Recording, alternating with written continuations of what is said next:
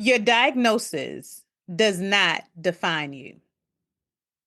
Making the decision to live and thrive when diagnosed with a chronic illness literally means your livelihood.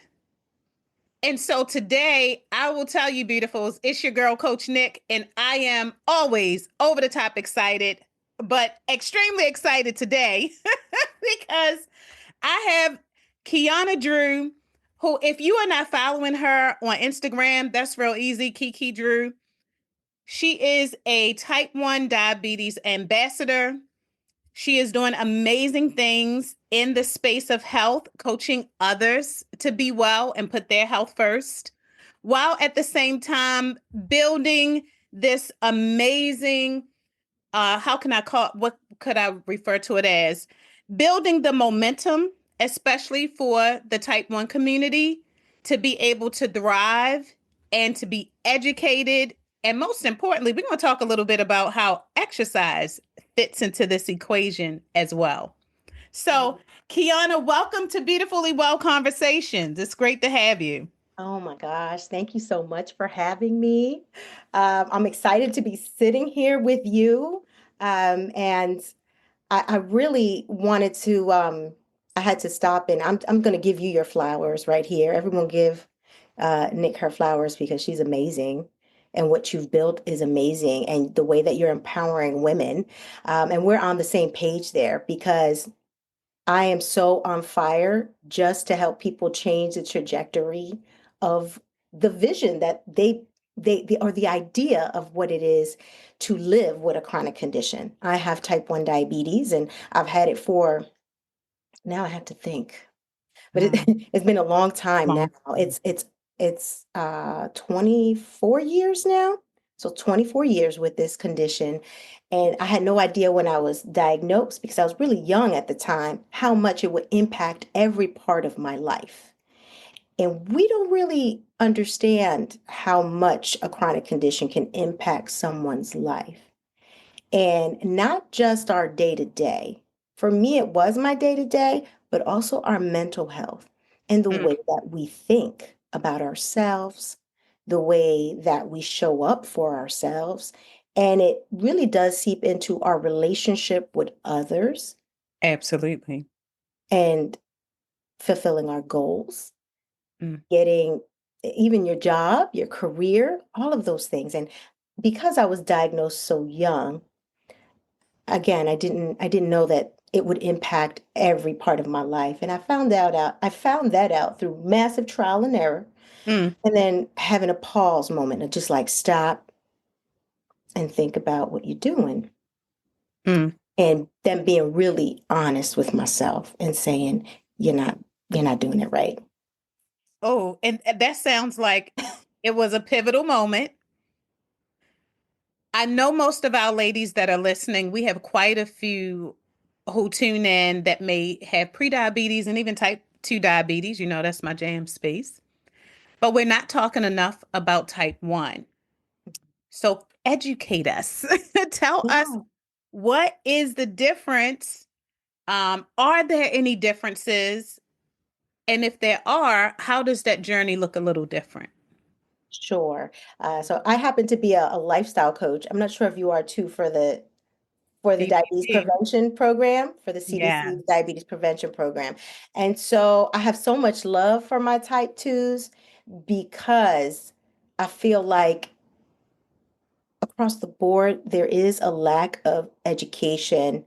And then when there is a lack of education, there are misunderstandings, and then people are left with ideas of what they think this condition is. That's true. And so with type 1 diabetes, it is an autoimmune disorder. And the immune system attacks the cells that secrete insulin. And you don't really begin to feel any of those symptoms until about 80% of those cells are dead. They're gone. Wow. The immune system has killed them off. And the symptoms are thirst. I would get awful leg cramps in the middle of the night. And eventually some nausea happens when it your blood sugar has been high for so long that you're at risk for DKA, which is diabetic ketoacidosis, which is Mm. very, very serious and needs immediate treatment. But the signs of diabetes are thirst, blurry vision, some leg cramps, frequent urination, um, and then eventually, if it's prolonged and you don't get the treatment that you need, that's when you're at risk for DKA. And DKA, diabetic ketoacidosis, is a result of those blood sugars being so high that your blood becomes acidic because that sugar is trapped in the blood. It never gets to the cell. And those symptoms of diabetic ketoacidosis are yes, you're going to be thirsty, but there's going to be nausea, vomiting, fruity breath, and being very lethargic and having this feeling, like this heavy feeling. You can almost feel your heart pounding. Wow. But I realized, because I've been in DKA twice, 20 years ago, Wow. and I was in the ICU for 2 days. And what I realized through education is the reason why I'm feeling my heart pumping so hard is because there's so much sugar in the blood. Mm. So if you think the heart is what's pumping that blood through your veins, it is working very hard because what does sugar do in water? It gets cookie, it gets sticky like syrup. So Thick. it's working overtime just to get that blood through your veins and all through your body. And yes, if you ever feel any of those signs, ladies, go to the ER Immediately. immediately. But the difference between type 2 and type 1 is really that type 1 is an autoimmune disorder. The reason why it happens is because the immune system attacks the cells that secrete insulin. Now, with type 2 diabetes, this can happen for a few reasons. Some people end up with a diagnosis because of their diet or maybe they have a sedentary lifestyle. Some it happens over time because it's in your family, and it doesn't mean that you can't do something about it to either delay the onset or reverse it. But once you're diagnosed, know that you always have a bit of a trigger there. Okay. And it's either due to your DNA or your lifestyle choices. And some people, over time, just when they get older, you just can't eat as many carbohydrates or processed foods. You have to just be really careful what types of foods you're eating and how much food you're eating, the time of day you're eating. There's just a lot of things you need to think about with type 2. But I always like to clear up the misconception that there is a bad type of diabetes. Like, oh, you have the bad type. Right. There's no such thing. No They're such both thing. bad. They're Right. both bad. And what I also want to state is what's similar about type 2 and type 1 is that we're all dealing with high blood sugar. Yeah. That's what it is. Yeah. It doesn't matter why. For me, it's because my autoimmune disorder, type 1, killed off all the cells that make insulin, so now I have to inject it.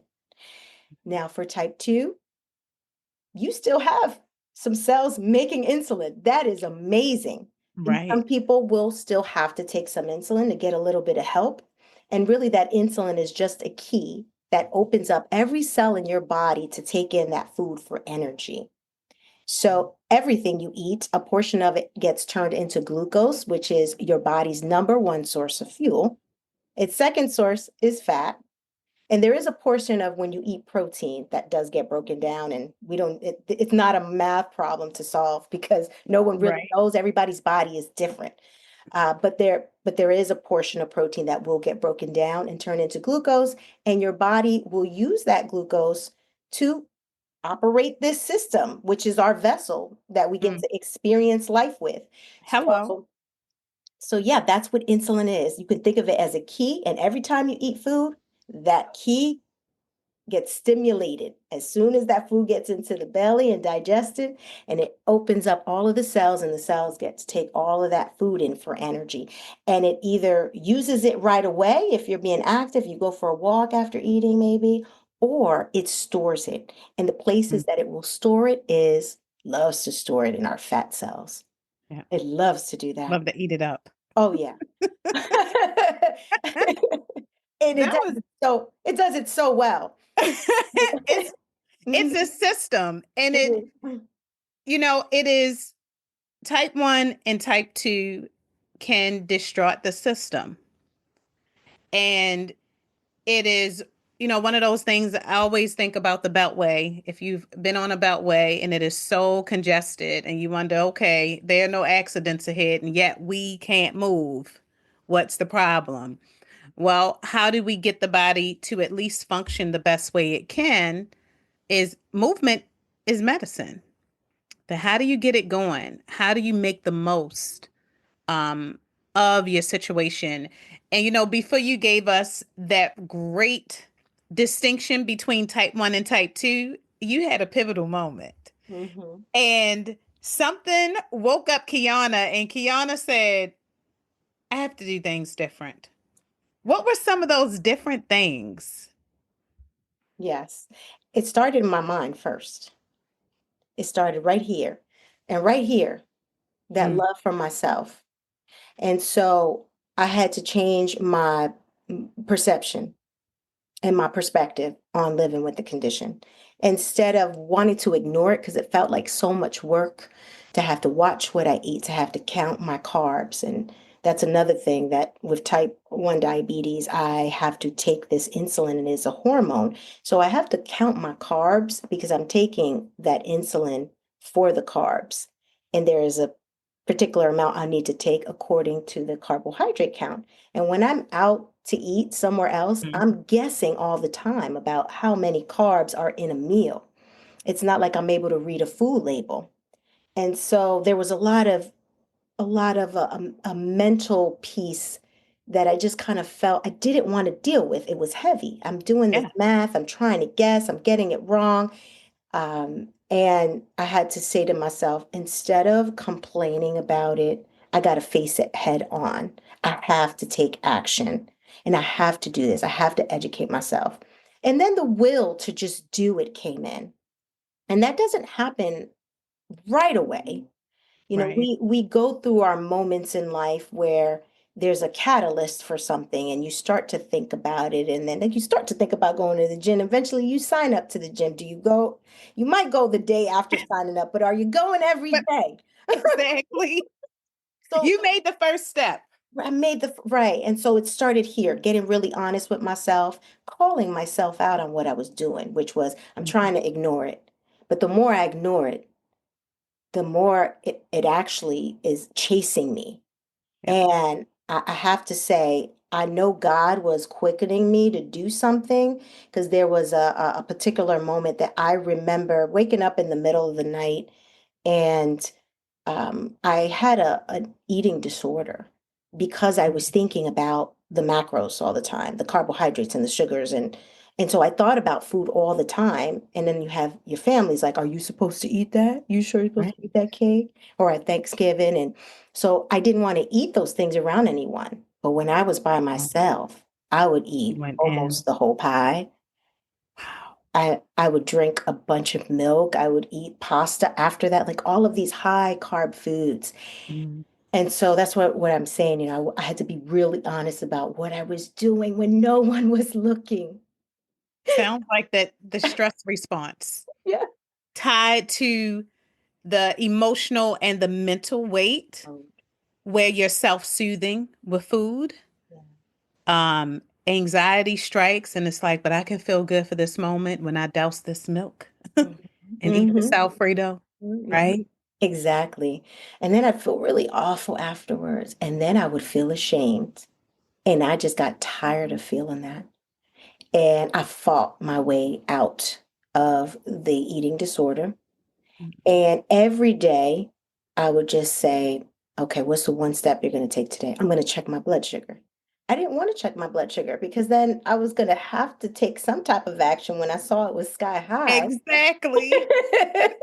Like, I got to do something about this. I'm not trying to kill myself. Right. Um, and so I said, okay, I'm going to stop being afraid of looking at this number. I'm going to Mm, stop being ashamed when the number is high. And mm, I'm just going to do something about it. And even if taking my insulin didn't result in the number coming down to normal, at least I took my insulin that day according to what I knew at the time. And when it was still high, I just kind of thought, all right, it was still a little bit high. I think that means I need to take a little more insulin for this particular meal. And so it's Mm, this massive trial and error. And it's the same for people with type 2 diabetes. yeah. Even if they don't take insulin, if they notice that they eat this meal and their blood sugars always kind of go up, and they're like, well, I didn't eat that much of it. I ate less of it than I did the last time. So Mm, let me see what else is could be the issue there. Let me eat a little bit less. And if it's just so tiny and your blood sugars still go up, you might need a medication adjustment. mm, And sometimes we have those thoughts because I had that with having to take insulin and being diagnosed with type 1. There is no way for me to not take insulin. I'll die. Like that, I need this hormone to live. But when I was first diagnosed, I wanted to prove to myself that there was a way for me not to take it. So I would go mm. ahead and work out right after I ate. And I noticed my blood sugar would come down.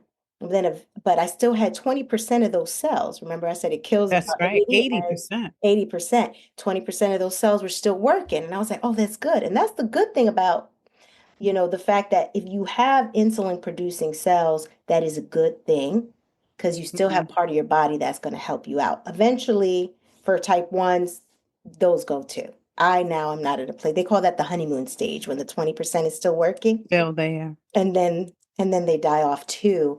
But I was in on a quest to be like, I don't need to take this medication. I don't think I do. I want to prove to myself that I don't because I don't want to have to take this medication. And that is something that happens to a lot of people too. We get to a place where it's Yes. like, I don't want to take the medication. I want to see if I could do this on my own because having to remember to take the medication every day, it is just an extra added thing that you can't forget about. The more you forget about or try to, it just starts It chasing affects. and it's Yeah. going to affect you. And it's you want to face the things that are really hard for you head on and take action. And Mm, that's what I did. I just started with just checking my blood sugar and making better food choices and then working out. And mm. there is a secret that I want to share with all of you Oh, I hope you're listening on up to this. type 2. So I had said when you eat your food and your body breaks it down, turns it into glucose, and then you have your insulin that's opening up your cells to take it in for energy. Now it's going to get stored, I had said, in your fat cells, but it also gets stored in your muscle. Muscle on your body is like a suitcase and it can store more sugar and use it efficiently Mm, without making you gain all of this just fat weight. wow. You'll gain muscle weight, but that muscle is And compacted it looks over. good. Yes. Yes. And it's holding your bones, it's making your bones strong, it's making you strong. And so, if there's anything that I can share with you that's going to help you, if you're somebody who has blood sugar issues and your blood sugars rise, put some muscle on. Pick up Muscle on those it. weights, pick them up and put them down, and pick them up Yeah. again and put them down. And on repeat and I'll repeat. consistently. And look, when you said a suitcase, I couldn't help. I can't say this movie because I shouldn't say that I saw this movie. But it makes me think about the suitcase when you open up the suitcase and this flash of light, like the Oh my God. that is the movement is medicine. It is. Yeah. And the fact that for some of us as women, we struggle with the idea of weights, like another myth that Mhm. we're going to bulk up. I find that really funny, especially if there's some of us that have not lifted weights in a long time. I'm just trying to figure out how this is going to bulk up Mhm. overnight. Oh, it That takes time. our bodies are not built that way, but the power of adding muscle mass. And I will say, being intentional about body fat percentage. So you mentioned, this can support those with type 1 and type 2. For my type 2 ladies, it's like take what Qiana has said and find out what your body fat percentage is so that as you begin to build up muscle, watch that body fat begin to go down as well, right? That's the true BBL. Mm, yes. That's the natural. You want to contour the body. Mhm. Women perimenopause and menopausal, yes, we still can. Like life has Oh, not yes. left us in this phase. It may feel Yes. like it a little bit, but you dropped so many jewels Yes. on understanding type 1, the pivot that you made in order to face it head on, a lot of mind work. Mhm. One of the Another way you were impacted by the diagnoses was the eating disorder. And that is so huge. I thank you for being transparent and sharing that, because what's interesting about our diagnoses is if we're in denial or trying to fight it, that it sounds like we're putting ourselves in harm's way, that other things will happen as a result of it. And I can speak on that 5 times fast. That to not be in a space where you go, you know what? Okay, this is what I have to deal with. Now let's fight. Mhm. Let's run. A good friend of mine, and this is a tagline, she coaches people with type 1 diabetes, and her name is Lauren. Lauren says she actually has a program called Decide and Conquer. Love it. That's what you do. You make a decision and then you fight. And Yeah. it is a fight.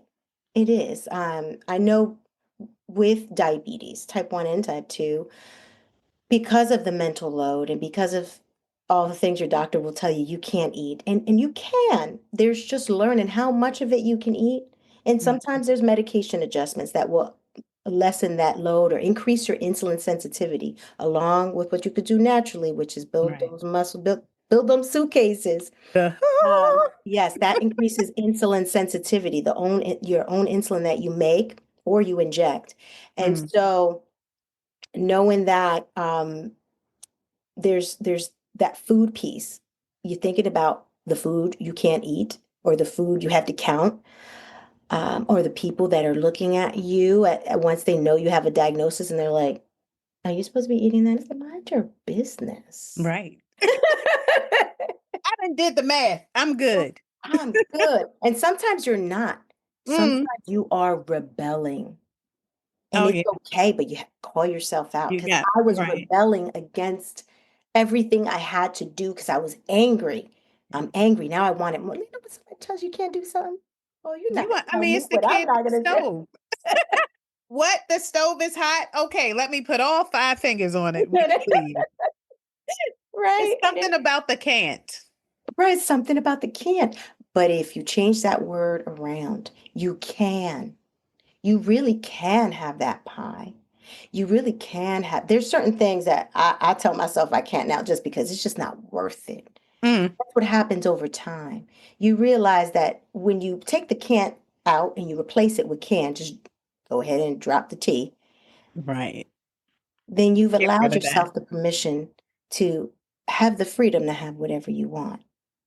Mm, And then when you check your blood sugar, look at that number as just a point of reference to let you know love where it. you are. It's just information about what that food does in your body. Not that you're a bad person, even if you ate too much, that doesn't mean just to sit there in the shame. It's just information letting you know that is not the best fuel for you. The nourishment. Seeing food as nourishment and Mm-hmm. thinking about what will this do to me as a result of it. So maybe I am mindful about how much if I still decide to go that route. How much? Mhm. Or I decide to substitute.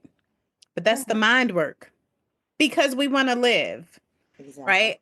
I know that you are truly an ambassador, an advocate. You do a lot of work. You have an ecosystem. Tell us a little bit about some of the ways that you keep those in the type 1 community educated or at least at top of mind. What are some of those things you're into? Yes, of course. On social media, I do share aha moments that I still get about having this condition and living with it and making sure that I share with other people what has helped me. I also do workshops where I educate people on living well with diabetes, letting them know that they do not have to suffer with this, but they could live with it. They can love with it, laugh with it, live an adventurous life, all of the things. Like you do on social. Yes, all of the things. Um, in being able to change the trajectory of what it means to live with a chronic condition Mm, doesn't need to mean your life is now dull and that you're not going to be able to live a full or fruitful life or a mhm. long life, or that you're not going to have a good, nice health span. Because we can live pretty long now with some of the treatments that they have out, but are you living well when you're living long? And Mhm. teaching people how they can still live well throughout their lifespan, because Absolutely. that's really what we want. We want to live well. We want to still be able to walk and see.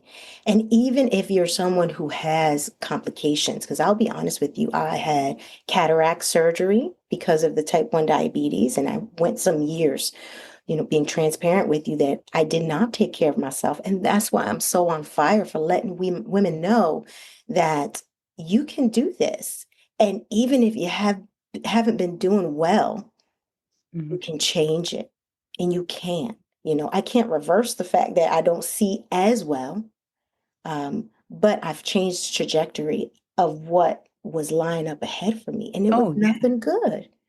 Oh, And yeah. I've been able to pause any of the progression of this condition. And so, a new condition, and that's what happens with diabetes. Other things start to break down. And even if you have these other complications that can occur, co-occurring conditions, you can maintain them so you can still have a nice, long, healthy lifespan. Yeah. And I share my story, of course. I do public speaking, and I also write songs for the diabetes Write and community. sing. I write and sing. Qiana can sing. Okay. I do. I have a song called You Are Not Alone for the Ah, diabetes oh my community. gosh, it hurt. It just it touched my heart. I said, I think you'll have to write our theme song. Yeah, We I we, would love we need to. to collaborate. But I love to. So, I yes, I do yeah. also write. I write jingles for other companies. I've worked with some research companies, diabetes research companies, Yes. and wrote jingles for them. Ah, we need our beautifully well Yeah, song. I would love I can sing in the shower, but I have like a tune. Like I feel like if we can like connect, that it that. could really be I mean, I can rap too a little bit. So I think so. that would be I awesome. would love that. I would love to do that. Yes. But yes, I write songs for the diabetes community just to empower and inspire. I have a song, the You Are Not Alone song. I have a video for it on YouTube. So if you go to YouTube, I encourage you to do so. Take a look at the video and also leave me a comment if you can. But if you search up You Are Not Alone, Kiki Drew, Qiidrew, or my full name, Qiana Drew, you can find the video. And Oh, we sharing the links. oh, yes. Okay. So share the We're link. going to I need them to go listen to this song and watch the video. So much talent. I mean, super gifted. And I look at what you do, and in full transparency, I was like, you know what? Who is not only sharing their story and their journey, but also making a way to incorporate the education, your willingness to be vulnerable when you share, and the fact that your lifestyle, and I won't use the word influencer because in the health space we're not influencers. Like we can influence, I get it, marketing terms or what have you, Right. but we are we're bigger than influencers because this is a life-saving work. Mhm. And what you're doing, especially when I had to have you on to talk about type 1, we do not talk about it enough. And then the fact that you are changing the game when we look at what does living and thriving with type 1 diabetes can look like. Doesn't mean it's perfect. It doesn't mean that you don't battle certain things like you shared, cataracts, just being conscious of other things that are impacted by your body because it does affect the whole metabolic system, Yeah. right? Um, but that the inspiration and the encouragement is so powerful. It's Mhm. impactful. Yes. And you are a leveled up. You are boss beautiful. Oh, that's how I feel about you. I feel like you're boss. You are boss beautiful. Yes, you are. And just to piggyback off you just what you just said, I had in my moment of deciding and then taking action, I had said to myself, you have you have this, you were born on this day. You have no idea when you're going to die. And when you have a chronic condition, you think about your mortality a little bit more than other people. And I had to say to myself, how do you want to live? You don't know when you're going to die. You only do that once, but you live every day. So how do you want to live?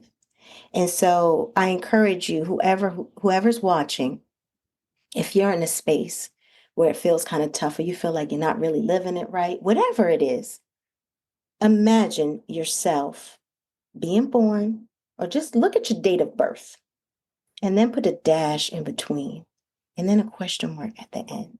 You have no idea when it's going to be all said and done, but it only happens once. But you have all of this in between. Mhm. Ask yourself what you want it to look like. What do you want it to feel like? And get excited about it. And we all have our challenges. I've heard someone say, everyone has a story that'll break your heart.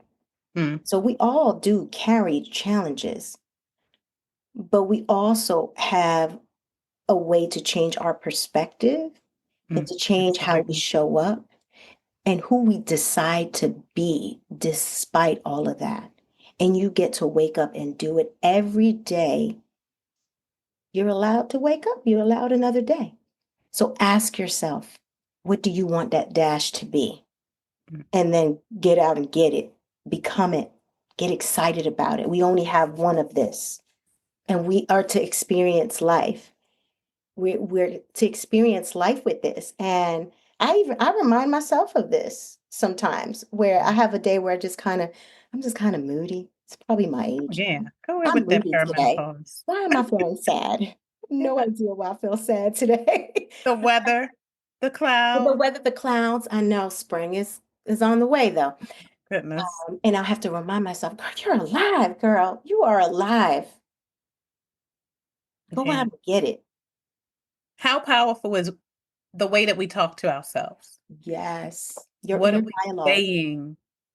Even in, like you said, some mornings you wake up like, why? What do I have to do today? Why can't I just crawl out of this space that I'm in? You mentioned exercise. How powerful Yeah. emotional wellness almost instantly with those endorphin release. Movement is Ah, medicine, like you said, but movement for mood. yes. It will change your mood. I Oh, want to say it's always around the 8-minute mark when I'm on a treadmill and I'll walk on an incline on the number 8% incline. mm. An 8-minute mark is when I start to feel good. Right before 8 minutes, I'm like, oh, Like, why am why I am I here? doing this? My calves hurt. But around the 8-minute mark, I'm like, my cheeks get a little rosy. I start to feel a little perspiration. Yes. I'm like, I feel good. I feel sexy. Flow. Right? It really is the flow. It And is. that is life. When we keep if we're doing it right, if we're not overly exerting ourselves, if we're not telling ourselves speaking the wrong language, if we are really fully present or living in a moment, it may feel like that roller coaster pushing up Mhm. little bit, and then that crazy excitement, that rush Right.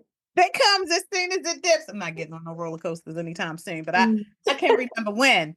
But it's so true that we put ourselves out there, we build up enough strength, and we decide that we're going to live.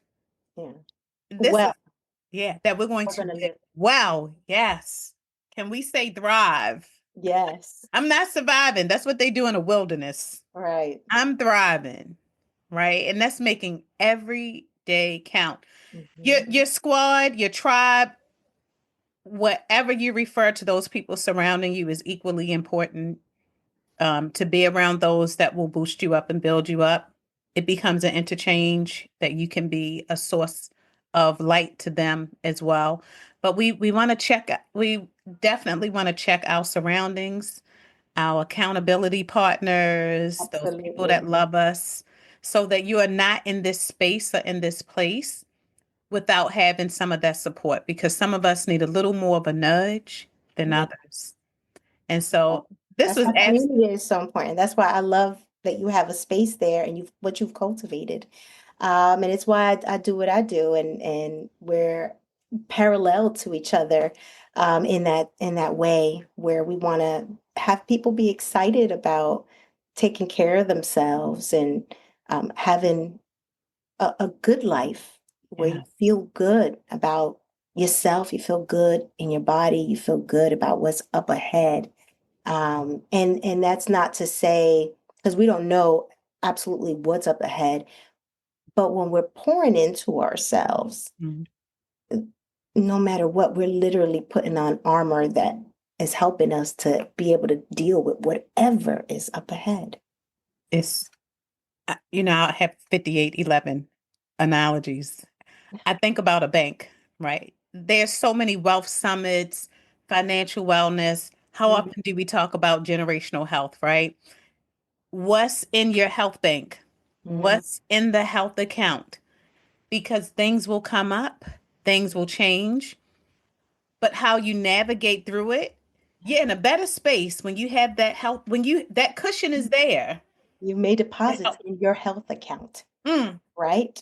it's That's so what you true. do every time you're picking up some weights, what you decide to eat, drink, how you decide to move your body, all of those things are making deposits into your health account. Yes. Sure. And that is what helps you in your longevity. I have a friend who had ended up getting COVID, and in that, well, the COVID was really bad for him. In the beginning. And the doctors were so surprised because they were like, this was really serious for you. But are you a runner? Or like whatever it is you do is what's helped you to overcome this. And Wow. he, I think, ran for maybe about 20 years, almost 20 years, and was going to the gym. And he was someone who was obese at one point. And then in his 40s is when he started taking care of his health and running. And then in his 60s is when he ended up with the COVID. And he hasn't been able to work out the way he used to because of what happened to his lungs. But Mhm. the doctors were like, whatever it is you did, you've been doing this whole time is what saved you. Oh, And so deposits. that is what it looks like to put deposits in your health account because you Yeah, don't know what's up ahead, that's right. but you've built up the strength to be able to withstand that. Mm, powerful. So Mhm. powerful. This episode, several takeaways. So, ladies, if you're listening, I'm going to encourage you just to go back and rewind it, find some of those points. Definitely sharing the YouTube links and the social media links so that you can continue to be inspired by Qiana's story and her passion. That a diagnosis does not define us. And even when we're stuck in a rut, that to decide that we want to change is possible. And it's the first step. First step. The start might not be how, when, what. It's that thought that you want to change. Education is here. We're making it so that education is here. That is part of your own personal advocacy, that self advocacy. We got to pull together, do that a bit more. That education is there, the support is there, and most importantly, we're always going to cycle back to lifestyle change. It sounds so simple, but this stuff works. Mhm. Watching your food, managing stress, trying to get sleep, moving more, incorporating weights. You will notice there's a running theme forever throughout these conversations. that at the end of the day, lifestyle changes, Mhm. they are the mic drop to health, Yes. the And change. give yourself the grace. Take it one day at a time because it doesn't happen overnight. All you got to do is show up. Mm, When I started going to the gym, um, I'm laughing at myself because it was so hard for me to just move. And mm. so I just said, all right, I'm gonna sign up for the gym and I'm gonna go and get on the treadmill. Guess how long I got on that treadmill for? How long? 10 minutes. Yep. I don't even think it was a whole 10 minutes. It might have been 7. And I walked out. Yep. When I walked out of there, I'm like, the people in here are probably like, she comes in here every other day. She gets on the treadmill. She's not even in here for about 10 minutes and she walks out. But I showed up. That's And at right. that point, I just decided that I was going to show up and I didn't have that much to give. But as I continued to show up, I was like, well, I'm going to stay for another 3 minutes. Let me see for another 5 minutes. And then I ended up with a whole hour. And eventually, after a year of just doing just a treadmill, walking to the gym, because the gym was not far from my house. So I could count some of that walking too. But there's Absolutely. something about being on that treadmill that made me feel like a hamster on a wheel. I was just like, but then I started to pick up weights a year later, and that really did increase my insulin sensitivity. So I just want to encourage you, if you don't have that much to give right now, you don't have to start with the marathon race. Absolutely. Start with even if it's just 5 minutes, because that's what I did. I'm only sharing that with you because I laugh at myself now. But to be honest, I'm not really laughing. I think I'm proud of myself. And I know Absolutely. that it takes those little tiny steps to be able to see the big change. It's a compilation of all those little steps that lead to the big transformation for yourself. So, Absolutely. Slow consistency. slow The consistency. all or nothing does not work. All or nothing leads you to nothing Mm-hmm. every time and way too fast. That's right. So you've heard it. You got it. We want you to be well, living well.